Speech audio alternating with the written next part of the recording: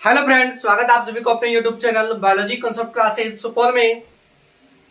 आइए आज का वीडियो आप सभी उन स्टूडेंट के लिए भी बहुत ही इम्पोर्टेंट है जो आपकी परीक्षा की दृष्टिकोण से, क्योंकि इसके पिछले वीडियो में हमने बात किया था कि यूक्लिड विभाजन एल्गोरिथ्म के अनुसार कैसे एचसीएफ ज्ञात किया जाता है और अभाज्य गुणनखंड विधि से कैसे हम एचसीएफ ज्ञात करते हैं। लेकिन आज के वीडियो में जो टॉपिक होगा वो सारा टॉपिक आपकी परीक्षा की दृष्टिकोण से बहुत ही खास होने वाला, बहुत ही इंपॉर्टेंट है। तो आप लोग इस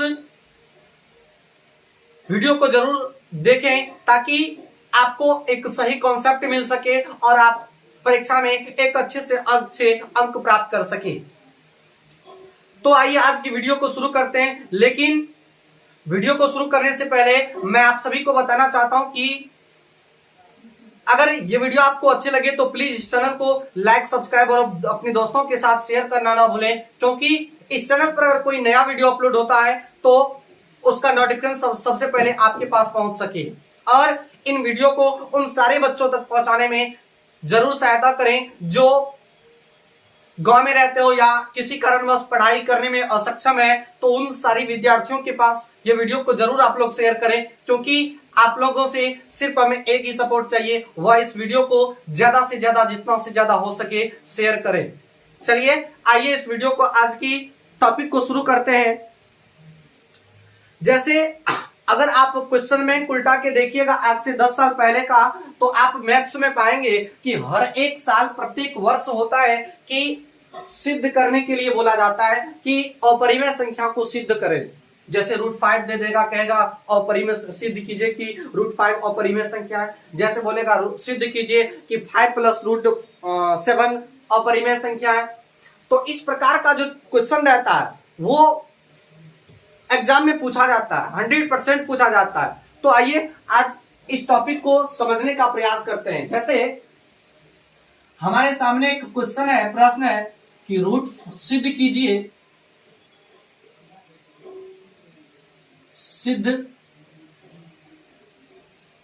सिद्ध करें कि √5 एक अपरिमेय संख्या है। √5 एक अपरिमेय संख्या है। देखिए, किसी भी चीज को साबित करने का दो तरीका होता है, समझने का प्रयास कीजिए। किसी भी चीज को साबित करने का दो तरीका होता है। पहला तरीका, जैसे एग्जांपल लीजिए कि जैसे हमें साबित करना है, जैसे हमको किसी के द्वारा साबित करना है या दूसरे के द्वारा हमको साबित करना है कि हम क्या है। तो हम क्या करेंगे, उसके लिए सबसे पहले तो यह काम करेंगे, हम अपना कुछ प्रॉपर्टीज बताएंगे, यानी कुछ अपना गुण बताएंगे जिससे वो पहचान सके कि ये वो है या नहीं।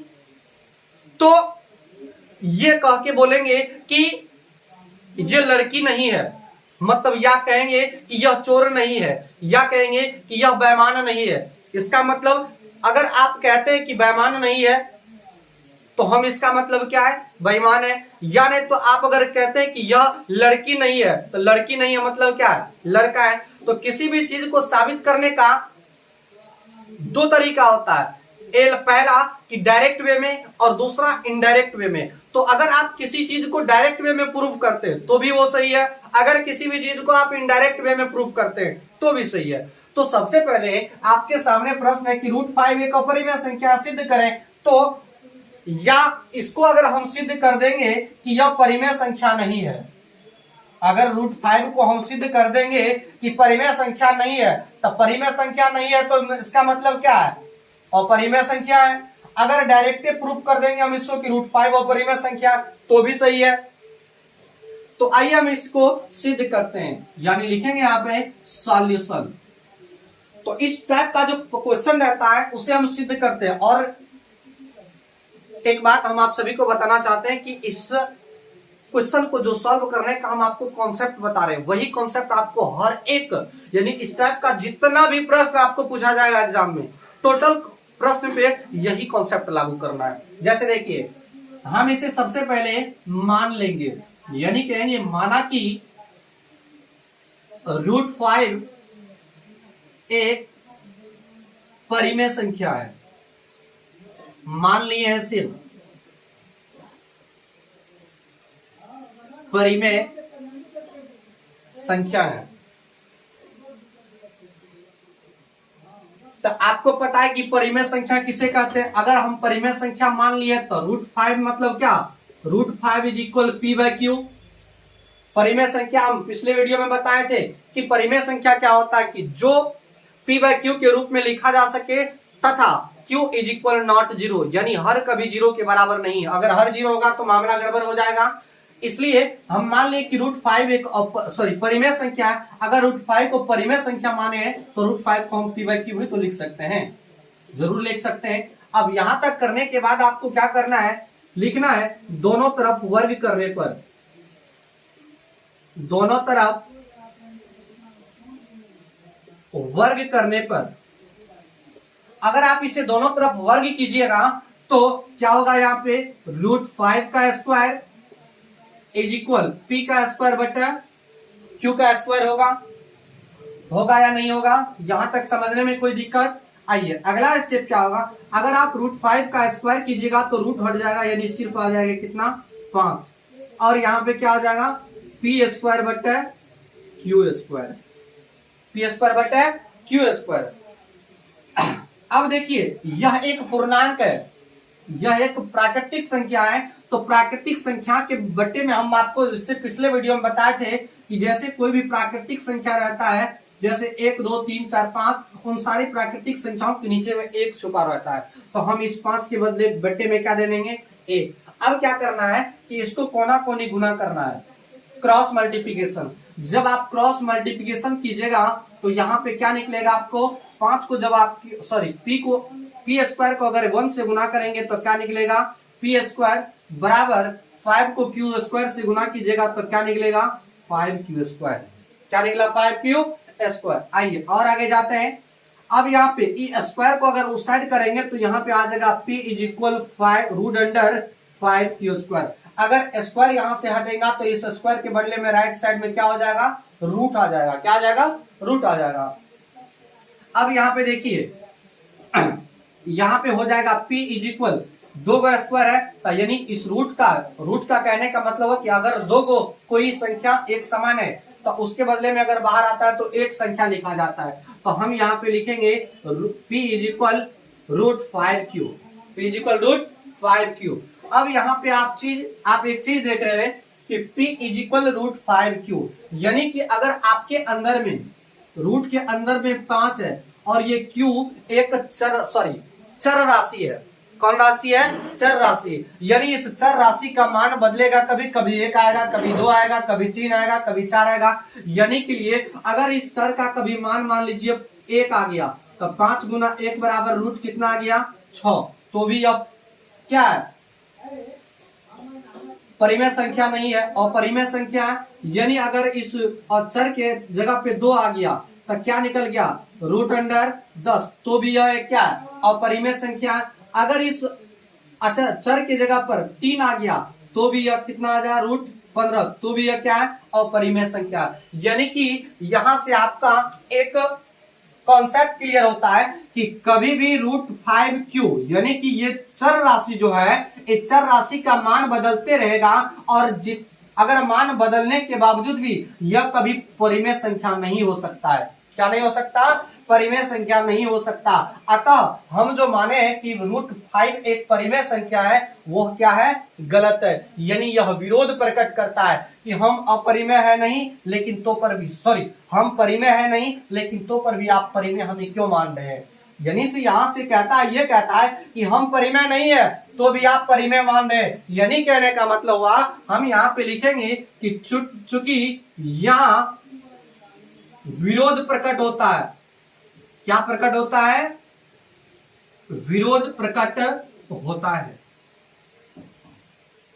विरोध प्रकट क्या होता है, विरोध यह प्रकट होता है कि ये परिमेय संख्या नहीं है, ये क्या है, अपरिमेय संख्या है, लेकिन आप मान लिए परिमेय संख्या, इसलिए यहां पर विरोध प्रकट होता है। इसलिए यानी अतः √5 एक अपरिमेय संख्या है। कौन संख्या है, अपरिमेय संख्या है प्रूफ।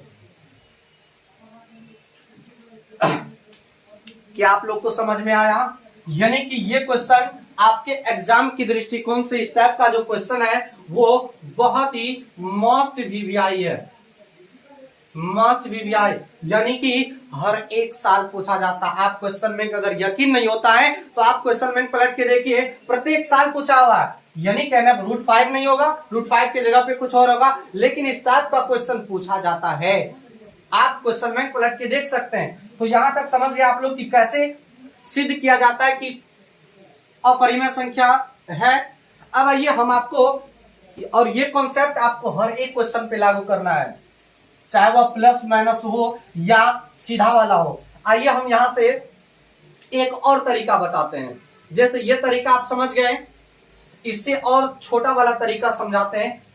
इसको हम मिटा दें। यहां तक आप लोग समझ गए होंगे ना कि कैसे √5 एक अपरिमेय संख्या है, हम सिद्ध किए। इससे आगे हम इसी क्वेश्चन को और आगे जाते हैं, दूसरी तरीका से समझाते हैं। दूसरा तरीका क्या है समझिए। दूसरा तरीका यह है, जैसे यहां पे देखिए, आप यहां तक तो करना ही है। यहां करने के बाद आपको क्या करना है कि यहां पे सिर्फ वही बात लिखना है फिर कि दोनों तरफ वर्ग करने पर, दोनों तरफ क्या करने पर, वर्ग करने पर, वर्ग करने पर। अगर आप दोनों तरफ वर्ग कीजिएगा तो क्या होगा, √5 का स्क्वायर प्लस p/q का होल स्क्वायर। इसका मतलब ये हुआ p²/q²। तो अगर इसे आप आगे सॉल्व कीजिएगा तो √5 का स्क्वायर कितना हो गया, 5 बराबर p/q का होल स्क्वायर। अब आप यहां पे एक चीज देखिए कि यह p/q जो है वह एक परिमेय संख्या है। परिमेय संख्या है या नहीं, क्योंकि हम आपको बता चुके हैं कि जो संख्या p/q के रूप में लिखा होता है उसे ही तो हम परिमेय संख्या कहते हैं। तो यहां तो देख रहे हैं कि p/q क्या है, परिमेय संख्या। यानी अगर इसके स्थान पर हम मान लीजिए 2/3 लिखेंगे और इसका स्क्वायर करेंगे, क्या करेंगे, स्क्वायर। तो 2 का स्क्वायर 2 दूनी 4, 3 का स्क्वायर 3 तिया 9, यानी 4/9। तो 4/9 क्या है, परिमेय संख्या। लेकिन यह इस साइड देखिए क्या है, 5, यह एक पूर्णांक है। यह क्या है, पूर्णांक है, लेकिन यह एक परिमेय संख्या है। तो कभी परिमेय संख्या पूर्णांक के बराबर नहीं हो सकता। परिमेय संख्या पूर्णांक के बराबर नहीं हो सकता कभी भी। तो यहां देख रहे हैं कि पूर्णांक है और यहां पे एक परिमेय संख्या है, यानी ये दोनों आपस में कभी बराबर क्या हो सकता, नहीं हो सकता। यहां पे लिखेंगे कि यहां पर समीकरण 1, इसे हम समीकरण 1 मान लेंगे। लिखेंगे समीकरण 1 का बायां पक्ष, समीकरण 1 का बायां पक्ष, समीकरण 1 का बायां पक्ष पूर्णांक है,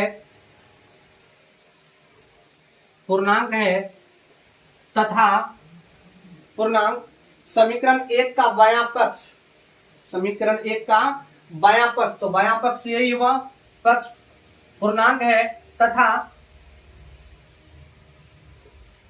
पूर्णांक, और दायां पक्ष, दायां पक्ष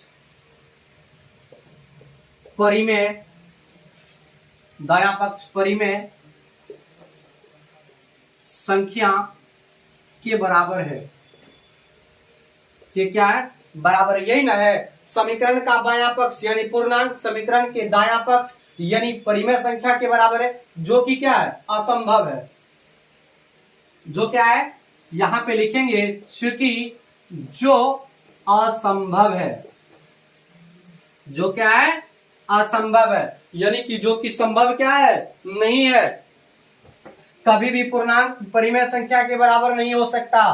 तो इसलिए हम यहाँ पे लिखेंगे, यहाँ पे एक स्टाइल से कि समीकरण 1 का बायां पक्ष यानी समीकरण 1 का बायां पक्ष समीकरण और दायां पक्ष यानी परिमेय संख्या के बराबर है, जो कि यह दोनों इम्पॉसिबल, सॉरी पॉसिबल क्या है, नहीं है, संभव नहीं है। तो हम यहाँ पे लिखेंगे, इसलिए संभव क्या है, इसलिए हम मान चुके हैं √5 एक परिमेय संख्या है, यानी कि जो माने थे वो क्या है, गलत था। तो इसलिए लिखेंगे कि √5 अतः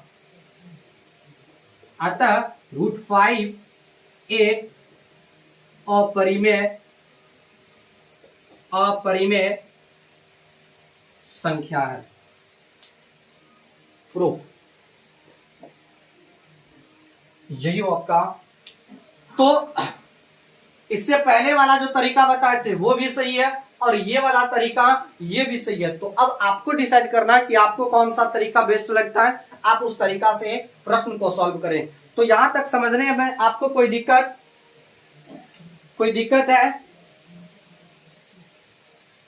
है दिक्कत? चलिए आइए, इसी पैटर्न पर आधारित हम एक सवाल को और सॉल्व करते हैं। इसी पैटर्न पर आधारित हम एक सवाल को और सॉल्व करते हैं। इससे भारी वाला लेते हैं। जैसे देखिए,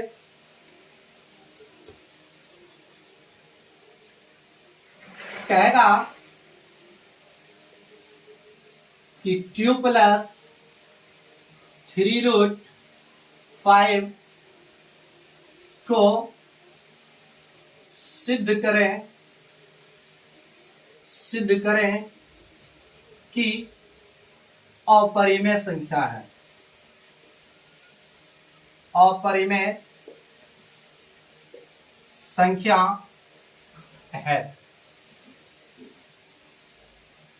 अपरिमेय संख्या है। मार्कर का इंक खत्म हो गया है। आइए इसका सॉल्यूशन निकालते हैं। देखिए, अभी हम जस्ट बताए आपको कि जब इस टाइप का आपके सामने प्रश्न होगा तो सबसे पहले क्या करना है कि आपको मान लेना है कि इसका उल्टा, यानी अगर अपरिमेय संख्या सिद्ध करने के लिए कह रहा है तो हम इसको जबरदस्ती मान लेंगे क्या है, परिमेय संख्या है। तो हम यहाँ पे लिखेंगे कि 2 + 3√5 8, यहां पे लिखेंगे माना कि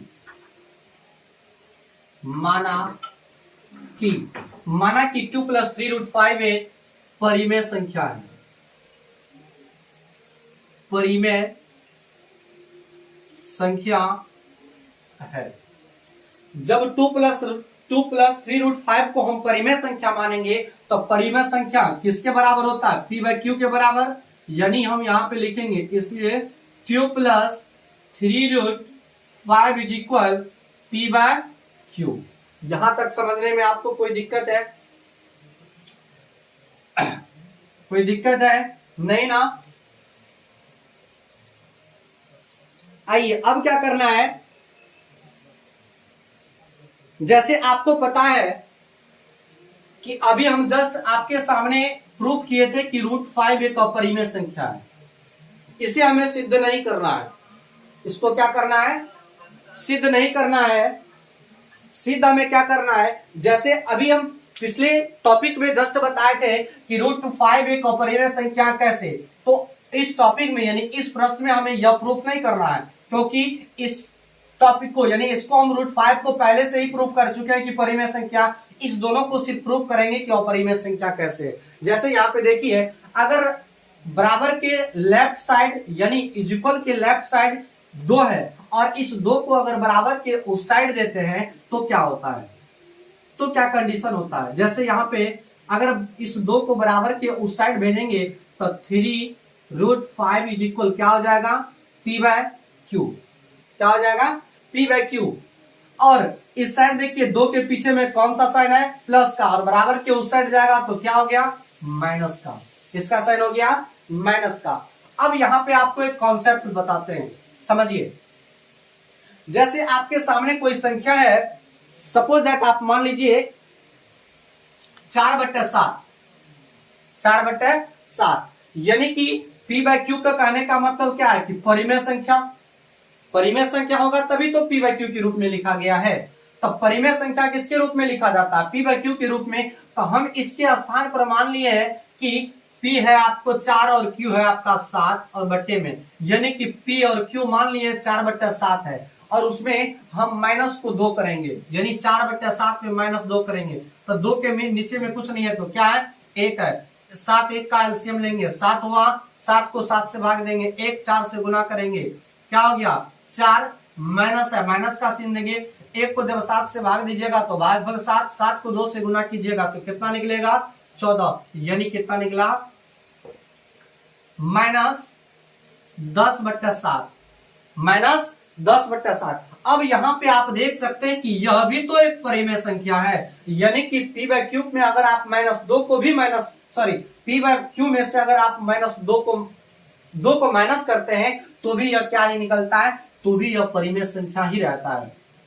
अगर -2 नहीं किए थे तो भी यह परिमेय संख्या ही था, लेकिन अगर p/q में अगर माइनस को 2 कर दिए, यानी 2 घटा दिए, यहाँ पे 2 घटाए हैं तो भी यह क्या निकल रहा है?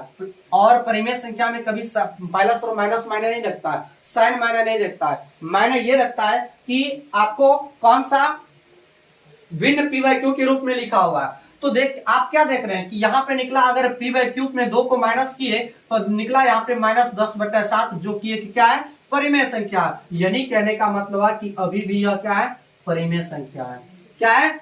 परिमेय संख्या। अब यहाँ पे एक बात समझिए और, अब इस 3 को बराबर के उस साइड भेजिए, 3 को बराबर के उस साइड भेजिए। तो जब 3 को बराबर के उस साइड भेजेंगे तो यहाँ पे आएगा √5 = p/q -2/3 आएगा या नहीं आएगा?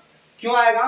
क्योंकि इस 3 और √5 के बीच में गुना का संबंध है, और बराबर के लेफ्ट साइड में अगर गुना का संबंध है और यह बराबर के राइट साइड जाएगा तो किसमें चेंज हो जाएगा? भागा में। ये तो सब कोई जानता है ना।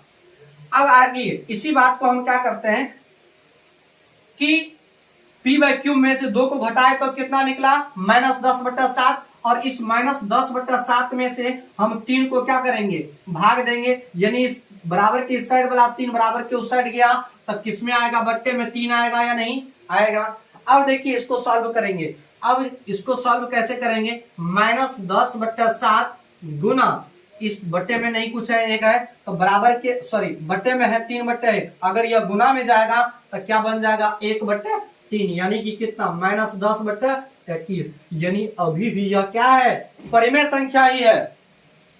अगर आप p/q में से 2 को माइनस किए तो भी यह परिमेय संख्या ही था। कैसे था ये आप यहां पर देख लिए। अगर आप p/q में से 2 को घटा के और 3 से भाग दे रहे हैं तो भी यह परिमेय संख्या ही निकल रहा है, -10/21 परिमेय संख्या है। तो अब अभी भी आप यहाँ पे क्या देख रहे हैं कि अभी भी यह क्या है? परिमेय संख्या ही है। कौन संख्या है? परिमेय संख्या ही है या नहीं? अभी भी क्या है? परिमेय संख्या ही है। तो अभी हम इससे पिछले वीडियो में पिछले टॉपिक में बताए थे कि यह परिमेय संख्या है और यह एक क्या है कि √5 यह एक अपरिमेय संख्या है।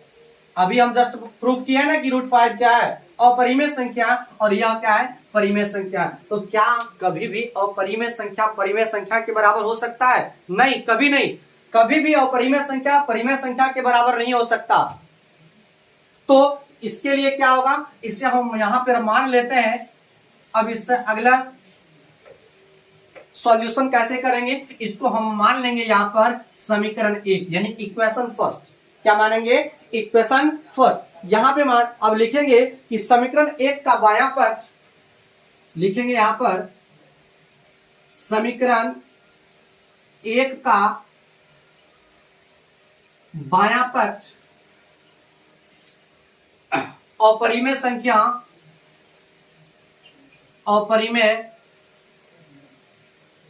बायां पक्ष अपरिमेय संख्या है, अपरिमेय संख्या है, जबकि दायां पक्ष एक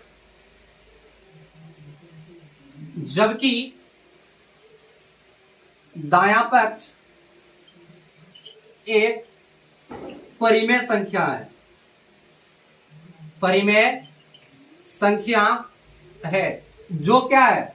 जो कि संभव नहीं है, यानी इट इज नॉट पॉसिबल, जो कि संभव क्या है, नहीं है। तो संभव नहीं है तो क्या होगा, इसलिए अतः 2 + 3√5 एक अपरिमेय संख्या है। यही आपका हो गया प्रूफ। समझ गए होंगे आप लोग कि कैसे 2 + 3√5 एक तो अपरिमेय संख्या है। समझ में आया? अगर समझ में आ गया तो ये वीडियो को आप लोग शेयर जरूर कराएं। यहां तक समझने में कोई दिक्कत नहीं हुआ होगा तो इस पैटर्न पे जो भी आपका सवाल एग्जाम में बनता है उस सारी सवालों को आप इसी कॉन्सेप्ट पर आधारित बनाइए, ताकि ये इस टाइप का, इस पैटर्न का जो क्वेश्चन रहता है वो शॉर्ट टाइप में ही ज्यादातर पूछा जाता है। जैसे 2 मार्क में आपका पूछा जाएगा और 100% पूछा जाता है। आपको यकीन नहीं होता, आप क्वेश्चन में उल्टा के देखिए, पलट के देखिए, ये प्रश्न हर एक साल आपके एग्जाम में पूछा जाता है। आइए, यहां तक आप लोग समझ गए होंगे। इससे अगले टॉपिक की चर्चा करते हैं। इस टाइप के सवाल को कम से कम 10 और 10-15 सवाल को आप रिवीजन कर लेंगे, ताकि आपके एग्जाम में दिक्कत ना हो। एनसीईआरटी हो या कोई अदर राइटर का बुक हो, उससे। आइए,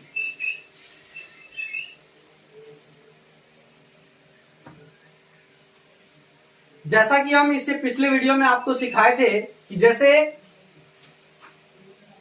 कोई संख्या आपको दे देगा a = 50, b = 15, b = 15 और उसका एलसीएम दे देगा आपको कितना, 150, और बोलेगा एचसीएफ ज्ञात करें। एचसीएफ क्या होगा, इसे पिछले में हम बताए थे, याद कीजिए आप सभी लोग। इससे पिछले वीडियो में हम बताए थे कि कैसे एचसीएफ ज्ञात करना, और इसके लिए फॉर्मूला भी बताए थे, और उस फॉर्मूला पर आधारित 4 और फॉर्मूला यानी सूत्र बना था, वो भी हम आप सबको बताए थे।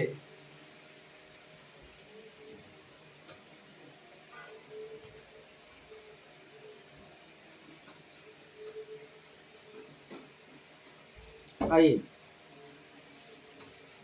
वो फॉर्मूला ये था,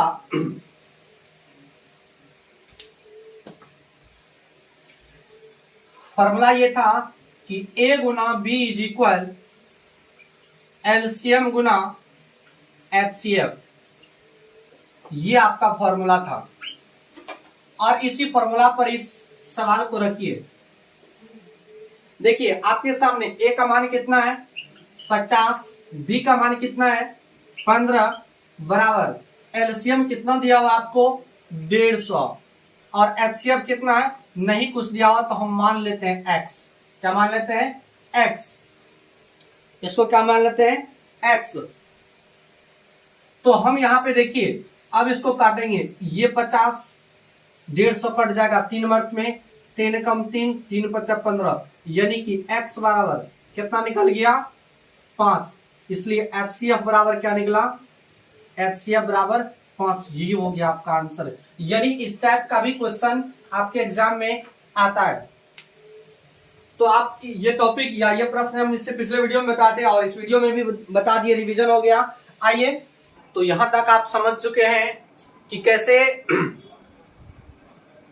जब हमें एलसीएम या पहली संख्या और दूसरी संख्या दिया हुआ रहता है, और एलसीएम दिया हुआ रहता है, तो कैसे हम उसका एचसीएफ ज्ञात करते हैं, या कोई अदर 3 दे, यानी कि इसमें होता क्या है कि आपको 3 चीज का मान दिया हुआ रहेगा, पहली संख्या, दूसरी संख्या, एचसीएफ दे देगा, एलसीएम ज्ञात करने के लिए बोलेगा, या नहीं तो एचसीएफ एलसीएम दे देगा और पहली संख्या दे देगा, बोलेगा दूसरा संख्या का मान निकालिए। तो अब आप आसानी से निकाल सकते हैं। इसके लिए हम आपको फॉर्मूला बता चुके हैं उससे पिछले वाले वीडियो में। तो आज का वीडियो जो है यहीं तक रहने दीजिए, क्योंकि वीडियो बहुत ही लंबा हो जाएगा, इसलिए आज का वीडियो यहीं तक रहने दीजिए। इससे अगला टॉपिक, यानी इससे अगले टॉपिक में हम चर्चा करेंगे कि कैसे एक विषम धनात्मक पूर्णांक सिद्ध करने के लिए सिखाएंगे कि 4q+1 और 4q+3 के रूप का होता है। यानी कि कोई धनात्मक विषम पूर्णांक जो होता है वह 4q+1 और 4q+3 के रूप के कैसे होता है, तो इसके बारे में हम अगले वीडियो में चर्चा करेंगे। तो आज का वीडियो यहीं तक। अगर ये वीडियो आपको अच्छा लगा हो तो प्लीज इस चैनल को लाइक, सब्सक्राइब और अपने दोस्तों के साथ शेयर जरूर करें, ताकि और अगर अच्छा लगा हो तो कमेंट भी जरूर करें, क्योंकि अगर आप कमेंट कीजिएगा तो हमें बहुत ही गर्व महसूस होगा कि हम आपके लिए जो काम कर रहे हैं, आपके लिए जो मेहनत कर रहे हैं, वह मेहनत मेरा सक्सेसफुल है, यानी हम सही काम कर रहे हैं। इसीलिए हमें आप लोग से बस एक ही सपोर्ट चाहिए, एक ही मदद चाहिए, एक ही रिस्पेक्ट चाहिए, वो है आप इस वीडियो को ज्यादा से ज्यादा शेयर करें, ज्यादा से ज्यादा अपने दोस्तों के साथ शेयर करें। तो आज का वीडियो यहीं तक रहने दीजिए। अगला वीडियो भी आपके लिए बहुत ही इंपॉर्टेंट है, क्योंकि मैं हर एक वीडियो में यह बात बताता हूं कि क्रैश कोर्स का हर एक वीडियो, यानी प्रत्येक वीडियो, प्रत्येक लेक्चर आपके लिए बहुत इंपॉर्टेंट है, क्योंकि एक लेक्चर, प्रत्येक दिन का जो लेक्चर होता है वह लेक्चर में आपका कम से कम 2 से 3 मार्क्स क्लियर होता है। क्रैश कोर्स का मतलब हुआ MVVI क्लास, यानी आपके एग्जाम के दृष्टिकोण से मोस्ट VVI क्लास। आप इस क्लास को कभी भी इग्नोर ना करें, क्योंकि इस क्लास को इग्नोर करने का मतलब हुआ आपका रिजल्ट खराब होना। इसलिए हर एक वीडियो को जरूर देखिए सीरियली वाइज। तो आज का वीडियो यहीं तक, मिलेंगे नेक्स्ट वीडियो में, तब तक के लिए जय हिंद, जय भारत।